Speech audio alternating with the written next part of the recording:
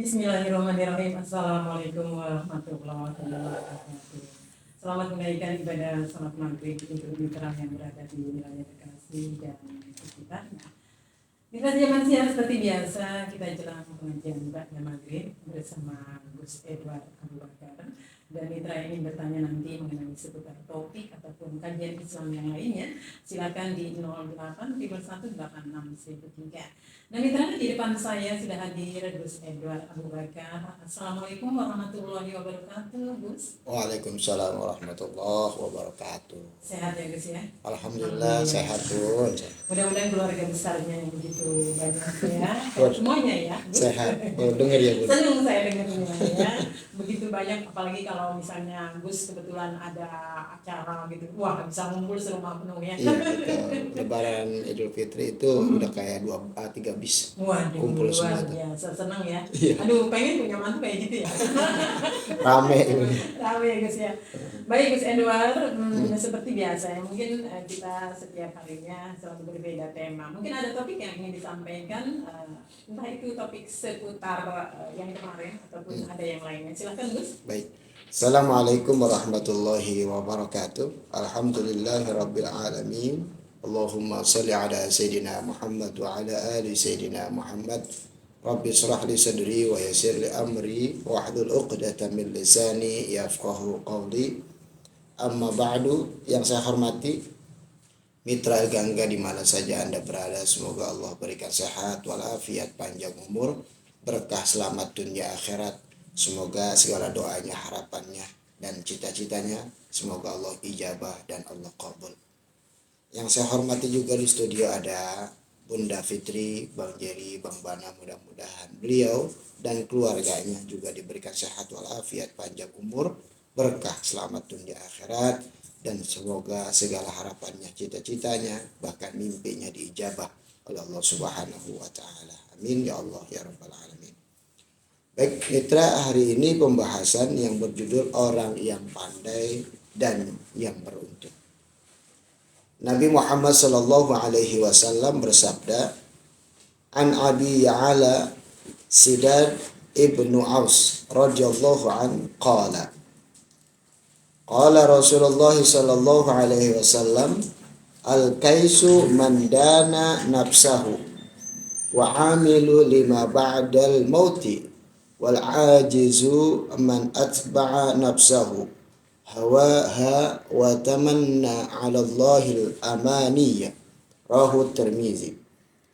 Artinya dari Abu Ya'la Sidad bin Aus radhiyallahu an berkata bahwasanya Nabi Muhammad sallallahu alaihi wasallam bersabda, yang mana sabdanya, orang yang sempurna akalnya ialah yang mengoreksi dirinya dan bersedia beramal sebagai bekal setelah mati.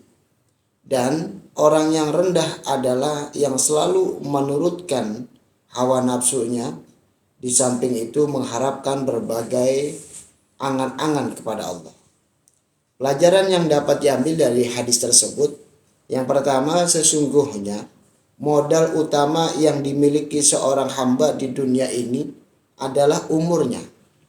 Umur berbuat baik dan taat kepada Allah, niscaya ia akan meraih keuntungan yang besar dan keselamatan yang abadi di akhirat.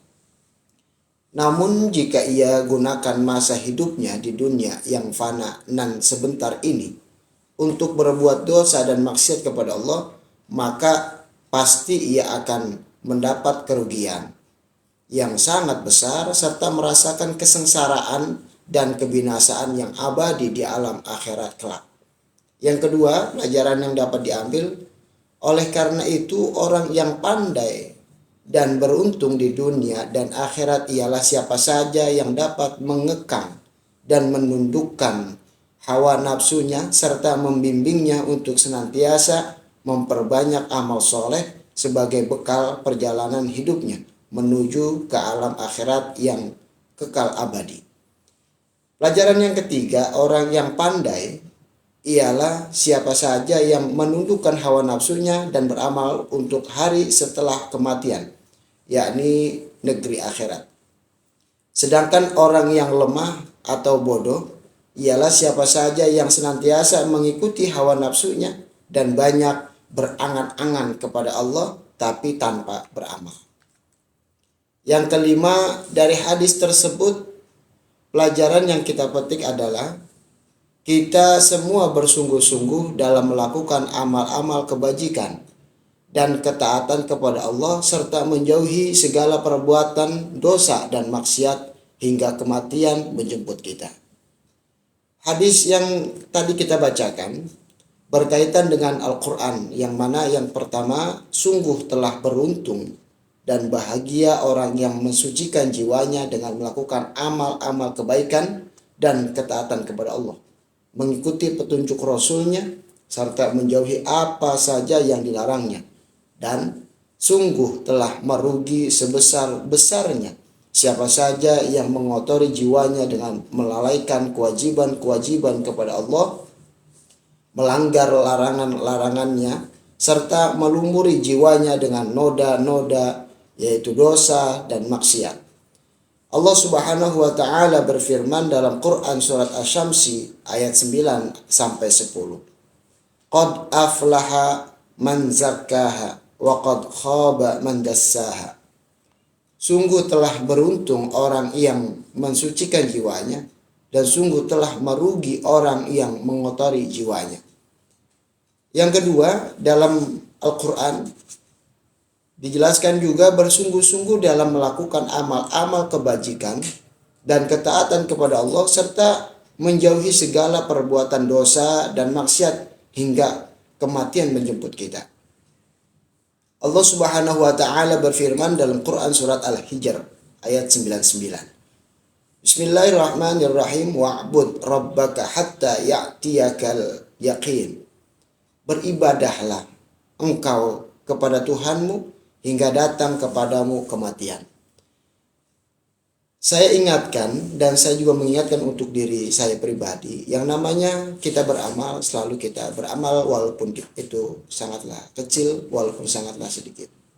Terus kita continue, terus kita bersambung, kalau bahasa Islam ya itu bisa diistiqomahkan, walaupun sedikit, walaupun sangatlah kecil. Karena apa? Agar kita nanti di negeri akhirat memiliki amal-amal yang pantas dilaporkan kepada Allah Subhanahu wa taala. Nanti di negeri akhirat itu ada pertimbangan amal baik dan amal buruk. Yang kedua, kalau kita mau mulainya nanti saja dan nanti saja, kita tidak ada yang tahu yang namanya kematian kapan saja datang, tidak melihat siapa yang tua, siapa yang muda, bahkan seorang bayi saja sudah bisa meninggal, sudah bisa mati dipanggil oleh Allah Subhanahu wa taala. Luar biasanya ketika kita banyak berdosa, jangan pernah takut akan ampunan dari Allah Subhanahu wa taala. Sering saya katakan bahwasanya rahmat Allah atau kasih sayang Allah, pengampunan Allah lebih besar daripada murkanya Allah Subhanahu wa taala. Dan luar biasanya lagi untuk khusus umat Nabi Muhammad SAW, taubatnya terus ditunggu sampai ruhnya sebelum lewat tenggorokan.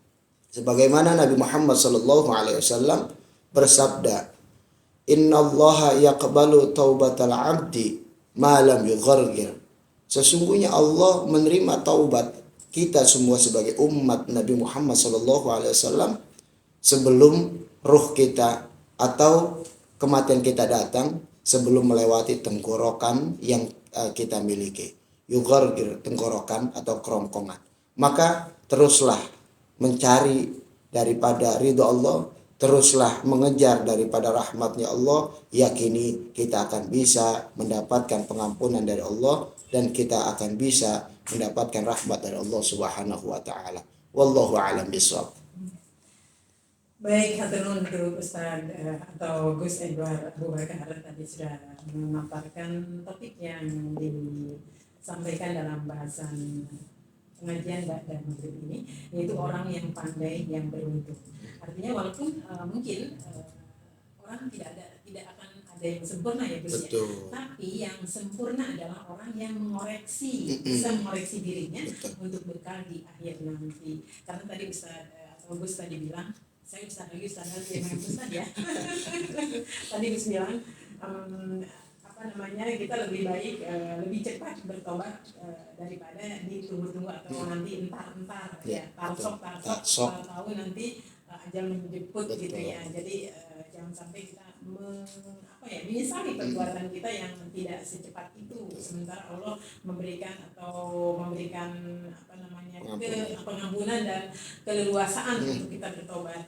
Lalu bagaimana Gus ketika seseorang melakukan perbuatan yang tentunya bisa dikatakan menyimpang, kemudian perbuatan itu sangatlah dilakukan dengan terus-terusan atau bertubi-tubi, sementara umurnya sudah di ambang batas tadi seperti pengharapan. Apa yang harus dilakukan ini sebenarnya? Ya intinya Allah terus menunggu taubat dia, untuk dia atau diri kita ini yang terus melakukan keburukan. Enaknya kita sebagai umat Nabi Muhammad, kita masih ditunggu sampai ajal kita datang atau roh kita melewati tenggorokan. Lalu ada pertanyaannya, bagaimana ketika ada seseorang terus melakukan keburukan sampai mungkin tua, sampai tidak berdaya dan lain sebagainya. Maka itu sangat disayangkan. Apabila kita melihat seseorang seperti itu, mungkin beliau itu kurang daripada nasihat, ataupun hatinya beku, hatinya keras dan lain sebagainya. Tapi percaya, kalau hatinya keras, kalau kita terus mau membimbingnya atau membisikkan dianya, mungkin saja dengan lisan kita yang mau membimbing, mau mengajarkan, mau mengarahkan, sebelum dia mati bisa bertaubat kepada Allah, mengucapkan kalimat yang baik, salah satunya la ilaha illallah Muhammadur Rasulullah. Jadi biasanya banyak juga tuh Bun, ada orang yang mungkin matanya memelek gitu ya, mulutnya udah nggak bisa ngomong gitu ya, maksudnya udah ribet ngucap lah gitu ya. Nah tapi ini saya pernah menyarankan itu, tolong anak-anaknya sering bisikinnya, Bapak udah seperti ini, sekarang minta pertolongan Allah. Bapak memang mau, kan Bapak tahu bahwa dunia ini sementara, nanti ada akhirat, yang mana akhiratnya kita bawa amal Pak. Minimal Bapak itu bukan beramalnya, tapi bertaubat kepada Allah, mohon ampun kepada Allah. Mungkin saja Pak, Allah lagi nungguin taubat Bapak, jadi masih diulur-ulur dengan keadaan seperti ini. Dan mungkin saja kalau Bapak sudah taubat, Bapak lebih enak untuk meninggalkan kita semua. Bukan berarti anak ini rela ditinggalkan, tapi anak ini nggak rela kalau Bapak seperti ini, tersiksa dan sebagainya. Maka ayo Pak, anak semuanya sayang Bapak, kita juga tahu Bapak juga sayang sama kita, maka bertobat Pak.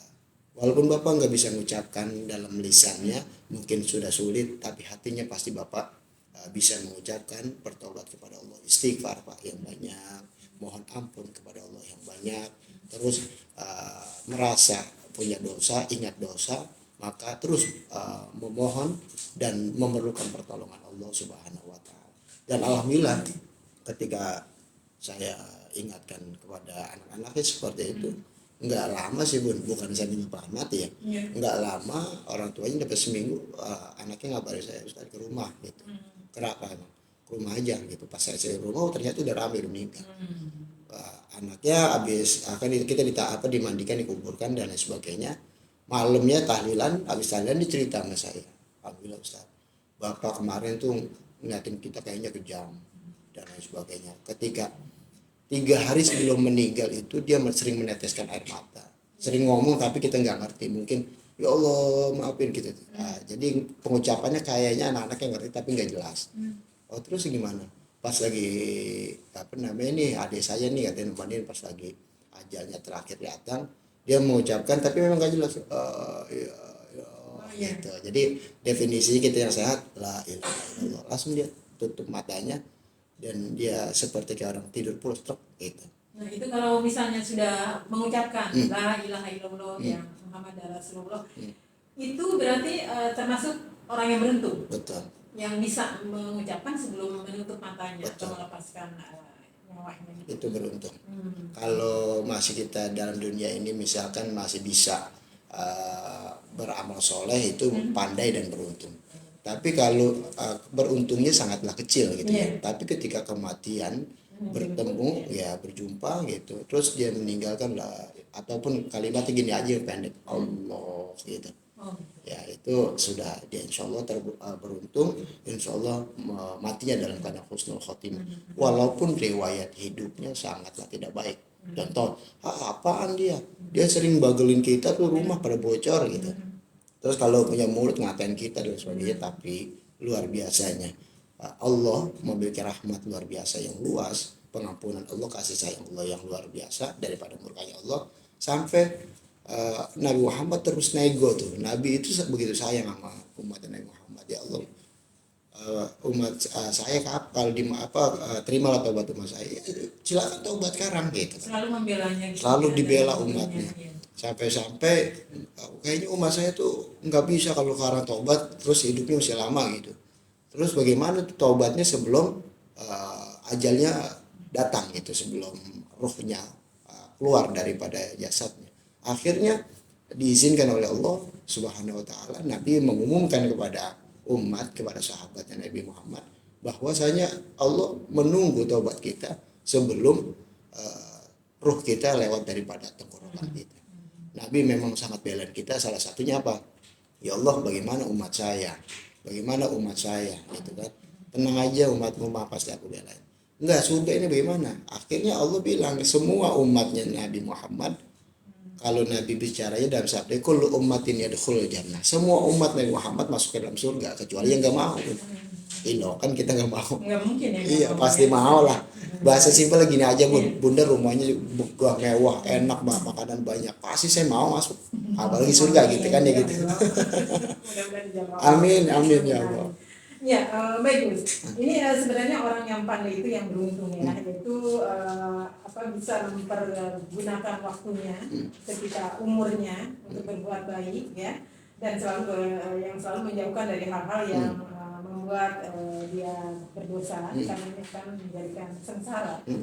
Nah, lalu bagaimana Gus nih yang menyulitkan orang lain, misalnya katakanlah salah satu perusahaan misalnya ya, salah satu perusahaan kemudian ada anak buahnya yang harus diarahkan juga, tapi ketika si anak buah itu misalnya punya kesulitan atau ingin menjenguk orang tua yang sakit tapi ditunda-tunda gitu kan, nggak bisa kayak gini ini akhirnya bla bla bla, akhirnya dia nggak jadi untuk izin. Nah soalnya ini pengalaman saya di waktu-waktu yang lalu gitu kan, di tahun-tahun sebelum saya di sini gitu kan. Nah akhirnya begitu dia tetap mempertahankan nggak boleh, begitu dapat kabar terus orang tuanya meninggal. Ini bagaimana? Ini kan termasuk orang yang mempersulit ya, mempersulit izin ketika dia punya keperluan sangat urgent, yaitu orang tuanya yang sudah di ujung tenggorokan napasnya misalnya. Nah itu bagaimana ini hukumnya Gus? Kalau seorang anaknya ya menurut saya sih tidak, menurut Islam tidak berdosa bro. Anaknya tidak berdosa karena dia memang memiliki alasan yang tidak diberikan alasan kepada atasan ataupun orang kantor ataupun orang tempat kerja dia, tidak ada dosanya. Tapi penyesalan sebagai anak ada pasti. Pasti. Kenapa nggak bisa nemuin sebelum meninggal gitu. Nah untuk orang yang tidak memberikan waktu ataupun bahasa nggak percaya lah sama karyawannya, susah percaya, makanya saya selalu mengatakan kepada siapapun, tolonglah kalau memang itu urgent, mana minimal ada buktinya. Kalau takutnya sering bohong, mungkin orang sering bohong nih. Jadi nggak dipercaya. Jadi nggak dipercaya, tapi percaya deh kalau ada orang bohong pasti dia lagi ada salah satu waktunya itu benar dia. Maksudnya apa? Ketika dia izin, contoh orang tuanya di akhir udah nungguin dia, kayaknya dia orang keluarga udah pada kumpul dan sebagainya, mana buktinya? Minimal kan begitu. Jangan sampai dia ngomong dia izin nggak didengerin, nggak didengerin. Pada nyatanya pada akhirnya itu dia baru dengar, Pak ini bapak ibu saya udah meninggal. Tadi saya izin nggak? Saya izin pamit. Iya. Maka sebelum terjadi itu minimal atasan itu, bos lah, supervisor lah dan lain sebagainya, itu dia minta bukti yang real, bukti yang benar, yang konkret. Misalkan ibunya sakit gitu, terus nggak ada yang nolongin, tolong bu tolong Pak gitu kan ya, ini ada buktinya. Ataupun zaman sekarang udah sangat canggih, misalkan foto Ada fotonya dikirim. foto kirim, ataupun kalau dia nggak percaya mungkin foto lama ini, video call, coba kamu video call, siapa tahu Membuktikan ya. lebih baik seperti itu, karena khawatir itu baik daripada seujun ataupun menyusahkan orang lain. Kalau menyusahkan orang lain itu zolim. Orang yang zolim ya tidak baik urusannya, maka yang dia mendapatkan keburukan dari amal dari catatannya. Makanya kalau atasan itu ya carilah, coba lihat gitu. Ini Pak fotonya, coba video call. Misalkan sekalipun Pak saya nggak punya paket, udah kamu hotspot sama saya, karena kamu izin kan gitu. Udah hotspot video call, udah bisa. Gitu. Jadi bos ini mungkin takut disalah juga sama atasan. Itu makanya cari yang real, ataupun kalau memang sudah dapat nyatanya ya silakan diizinkan, jangan sampai nanti ada dendam. Bisa jadi dendam tuh Bun. Iya, soalnya nggak diizinin. Terus orang tua yang meninggal, udah tuh karyawan tuh maaf ya, kata-katanya sudah tidak baik, terus hatinya ngancam, wah awas nih, kan begitu, nggak baik jadinya. Jadi nggak baik. Jadi berkelanjutan ya bisa. Betul. Ya, baik mitra Sediman Siar. Sebenarnya topik ini sangat menarik ya, karena orang yang pandai berarti bukan orang yang banyak harta, tapi orang yang pandai adalah orang yang beruntung, yang bisa intinya memanfaatkan waktunya, umurnya, kemudian kalau ada hartanya untuk beribadah, untuk beramal, untuk bekal di akhir nanti ya Gus ya. Nah, bagaimana kita untuk punya persiapan yang begitu ya katakanlah sempurna atau lengkap ya ketika kita menghadap Allah. Ini apa saja nih Gus yang harus kita persiapkan sebagai bekal, selain mungkin kita ibadah tidak hanya cukup dengan sholat ya, mungkin ada ibadah-ibadah yang lain. Seperti apa itu? Ya, ibadah yang lain salah satunya dia jadi Allah mengambil nyawanya, Allah menunjukkan kematian seseorang itu tergantung kebiasaannya Bun. Mungkin ketika kematian dia selalu bilang ke mamanya, Ma aku pengen nyenengin. Pada nyatanya nanti ketika matian dia mungkin orang tuanya teringat, ya Allah ini anak saya pengen banget nyenengin saya. Terus ketika dia lagi berusaha, lagi ngumpulin uang mungkin, terus nggak sampai uang itu dan dia sudah meninggal, mungkin seperti itu. Ataupun ada biasa dia bohongin mamahnya, dia ngelawan sama mamahnya, terus matinya pun seperti itu. Gitu. Terus misalkan rese sama tetangga, rese sama siapapun gitu, bukan rese yang biasa tapi rese yang merugikan orang lain, mungkin matinya pun seperti itu. Jadi Allah mengambil nyawa kita tergantung kebiasaan kita. Dan yang kedua, ketika kebiasaan kita biasa ngucapin atau berzikir atau bersolawat atau berkalimat-kalimat yang baik, ketika kita mati juga dalam kebiasaan kita. Contoh, ketika kita dalam hidup sering kita mengucapkan la ilaha illallah, la ilaha illallah. Jadi ketika kita mati, insya Allah gampang untuk mendapatkan berbicara la ilaha illallah. Terus yang kedua, ketika sudah meninggal dalam keadaan baik, di alam kubur ini yang ditanyakan bukan sholat. Ya, jadi in awalu ma yuhasabu bil abdu yaumil qiyamah as-shalah. Sesungguhnya yang pertama ditanyakan di yaumil qiyamah, hari kiamat itu adalah sholat. Jadi di kuburan dulu. Nah, di kubur ini ditanya apa, man rabbuka, man nabiyuka. Terus bagaimana? Apakah kita ngapalin? Ya kagak, enggak usah ngapalin. Jadi biasain aja tuh. Biasanya gimana? Misalkan Bunda Fitri sholat, di situ kan ada kalimat Allahu Akbar. Terus man nabiyuka, ketika atahiyat ada sholawat Allahumma sholli ala sayyidina Muhammad wa ala ali sayyidina Muhammad, dan seterusnya. Man imamuka Al-Quran, dan Bunda baca baca suratnya tuh, Fatihahnya, terus surat-suratnya misalkan kulhu itu Al-Quran. Jadi nanti Al-Quran itu yang memberikan kemudahan. Jadi beramal saja, sholatnya, sedekahnya, terus jangan pernah menyerah daripada itu semua. Minimal apa yang wajib, apa yang sunnah, yang disunahkan oleh Nabi Muhammad kita jalankan. Yang kedua, kita kan tahu nih, oh ini nggak bagus nih, jangan. Oh ini nggak bagus ya jangan. Udah gitu aja, mengurangi dari yang tidak bagus, menambahi, tapi sesuai kadar kita yang baik-baik. Takutnya kalau dipaksakan, misalkan biasa zikir, sering saya katakan, sering zikir la ilaha illallah cuma 100 saja gitu. Ini dipaksa sampai 1000, mungkin habis itu dia efeknya dioprak, ya jangan gitu. Iya. Udah biasanya bagaimana? Cuman 2, udah rutinin 2 gitu. Biar apa? Biar mati kita sesuai kebiasaan kita. Jadi dengan apa yang tadi sampaikan oleh Gus ya, itu berarti termasuk orang-orang insya Allah kita akan Insya menjadi Allah. orang yang beruntung ya Gus. Ya. Amin. Baik Gus, karena mungkin Gus ada acara, Gus Edward punya acara yang tadi sudah diungkapkan sebelum ada acara kita siarannya. Silakan Gus untuk mengakhiri perjumpaan kita di pengajian Ba'da Maghrib ini. Siap. Mari mitra El Gangga di mana saja Anda berada, saya berbicara bukan berarti saya sudah baik, tapi saya berbicara, saya mengingatkan kepada siapapun, khususnya buat diri saya. Ayo sama-sama kita memperbaiki diri kita. Terus kita ambil simbol orang Jawa, alon-alon si kelakon, pelan-pelan aja, yang penting kita lakuin. Insya Allah kita bisa menjadi makhluk Allah yang baik, dan Allah izinkan kita mendapatkan rahmat dari Allah Subhanahu wa Ta'ala. Mari kita berdoa kepada Allah. Mudah-mudahan doa-doa kita diijabah oleh Allah Subhanahu wa Ta'ala. Bismillahirrahmanirrahim. Alhamdulillahirabbil alamin. Allahumma shalli ala sayyidina Muhammad wa ala ali sayyidina Muhammad. Rabbana dhallamna anfusana wa illam taghfir lana wa tarhamna lanakunanna minal khasirin. La ilaha illa anta subhanaka inni kuntu minadh dhalimin. La haula wa la quwwata illa billahil aliyyil azim. Allahumma arina al-haqqa haqqan warzuqna ittiba'ahu wa al-batila batila warzuqna ijtinabah. Rabbi ighfir lana wa liwalidayna warhamhuma kama rabbayana shighara. Allahumma ighfir lil mu'minina wal mu'minat wal muslimina wal muslimat al ahya'i minhum wal amwat. Rabbi zidna ilman warzuqna fahman. Rabbana atina fid dunya hasanah wa fil akhirati hasanah wa qina adzaban nar. Wa sallallahu ala sayyidina Muhammadin wa ala alihi wa sahbihi wasallam. Walhamdulillahi rabbil alamin. Assalamualaikum warahmatullahi wabarakatuh.